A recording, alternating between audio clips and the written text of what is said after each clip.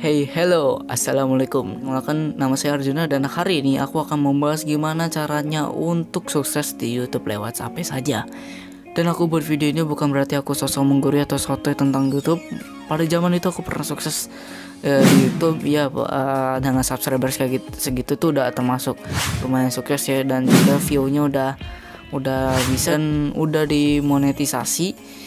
Walaupun sekarang udah dimatiin ya, dan waktu itu sampai pernah dikomen sama YouTuber besar ya, dan itu udah lewat ya, udah channelnya udah kadaluarsa. Tapi gimana caranya untuk mendapatkan subscriber dan view-nya seperti ya, untuk menjadi seorang YouTuber itu kalian harus punya kesabaran dan usaha yang sangat besar, sangat-sangat besar.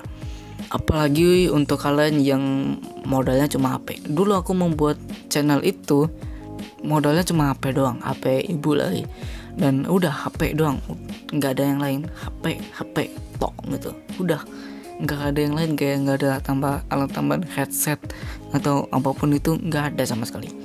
Oke, jadi di sini aku akan bahas hal-hal apa saja yang kalian hadapi ketika kalian baru mulai nge-YouTube, dan berserta tips dan triknya.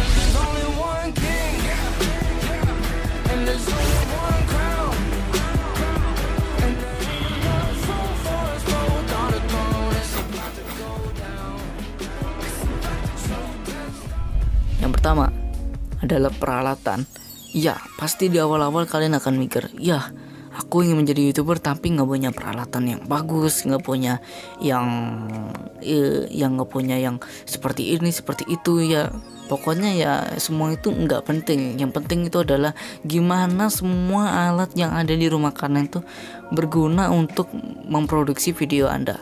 Seperti contoh, aku membuat mic stand ini cuma dari ini doang nih, cuma botol sama tongsis doang. Saya lakban dan hasilnya seperti itu. Dan itu adalah hasil kreasi saya, dan hasilnya tuh sangat membantu sekali dan kelihatan seperti profesional di sini. Jadi kayak ya YouTuber besar gitu, padahal enggak ya. Jadi ya kalian jangan terpaku sama peralatan yang besar, sama yang ini itu. Ya kalian harus memanfaatkan bagus gitu, yang benar. Kalau misalnya masih bisa berfungsi dengan baik, kenapa enggak? Yang kedua, pahami aturan YouTube. Ya, yang kedua ini sangat penting sekali lagi agar channel kalian itu tidak kenapa-napa gitu. Dan kalian harus paham tentang aturan dan juga algoritmanya YouTube ya. Kalian harus paham tentang algoritma, karena algoritma itu adalah kunci rahasia sukses channel kalian.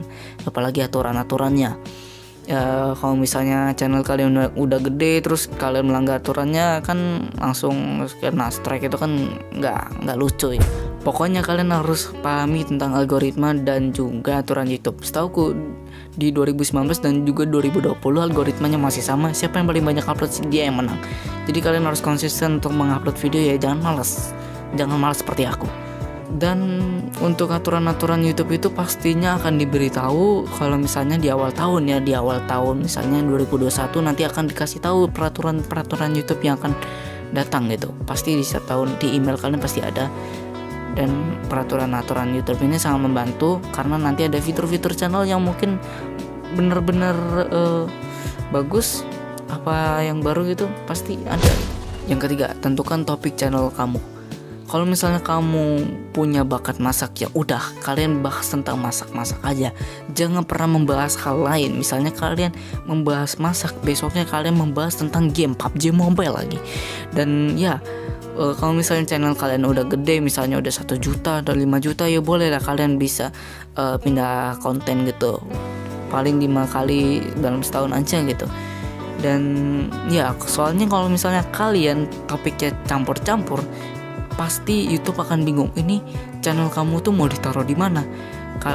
Masa video masak-masak malah direkomendasikan ke penonton PUBG Mobile, kan nggak nyambung gitu. Jadi ya, untuk video kalian direkomendasikan atau target penonton yang kamu inginkan, kalian harus punya satu channel topik aja. 4. Mood. Ya, mood ini sangat penting sekali dalam pembuatan video ini aja. saya harus membutuhkan mood untuk mengerjakan video ini, atau enggak saya akan malas dan juga tidak akan pernah ada video ini karena saya tidak jadi untuk mengerjakannya. Karena mood yang bagus dan juga saya dapat inspirasi dari yang lain dan juga sering mendengar musik yang membuat saya jadi lebih semangat untuk bikin video. Alhasil saya bisa membuat video ini ya. Jadi kalian harus butuh mood agar perasaan kalian tuh dalam pembuatan video itu pasti akan senang dan pasti akan have fun gitu. Kalau misalnya enggak, pasti kalian ngerjainnya akan malas dan juga nggak akan terjadi pembuatan video ya. Kalian nggak akan jadi buat video. Yang kelima itu adalah kamu ya, kalian sendiri. Kalian sendiri itu mau bener-bener fokus sama channel ini, kalian mau bener-bener niat lanjutannya. Karena kebanyakan YouTuber itu berhenti di tengah jalan ya.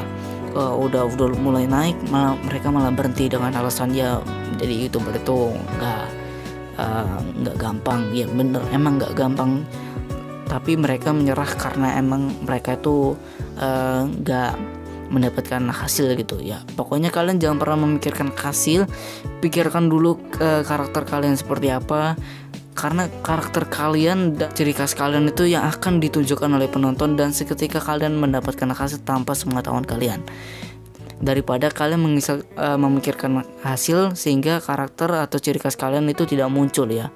Dan pokoknya kalian harus penuh motivasi untuk membuat channel ini dan tujuan channel kalian itu apa, dan selalu ingat kenapa kalian memulai channel YouTube.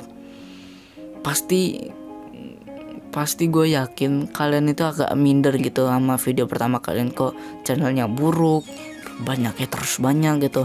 Ya aku juga sama seperti channel ini, banyak hatersnya gitu, banyak yang dislike.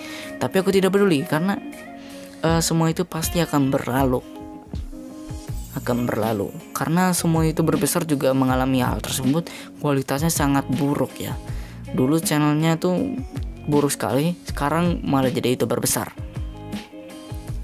Yang keenam, bonus ya. Yang keenam ini kalian harus belajar tentang editing, karena gak semua penonton itu nyaman sama penyampaian yang datar-datar aja, yang biasa aja, formal, gak ada editingnya, cuma ya video biasa rekam langsung gitu ya. Kalian harus bisa menantangkan penonton dan juga membuat penonton tidak lari atau nyaman di video kalian.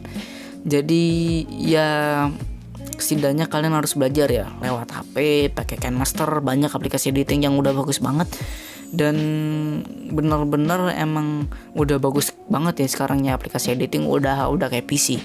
Jadi nggak ada alasan lagi untuk kalian emang untuk belajar editing dan selalu tingkatkan bagian ini. Kalian harus fokus sama bagian ini untuk ditingkatkan lagi ya. Kalian harus fokus sama ini, editing ini, karena semua netizen Indonesia pasti mengomentari videonya itu dari hal editing. Banyak sekali. Kalau editan kalian jelek pasti nggak ditonton. Biasanya seperti itu. Dan oke, itu saja yang bisa saya sampaikan. Dan ya, terima kasih sudah repot-repot untuk menonton video ini, dan terima kasih sudah repot-repot untuk subscribe channel ini. Dan oke guys, see you next time. Bye bye.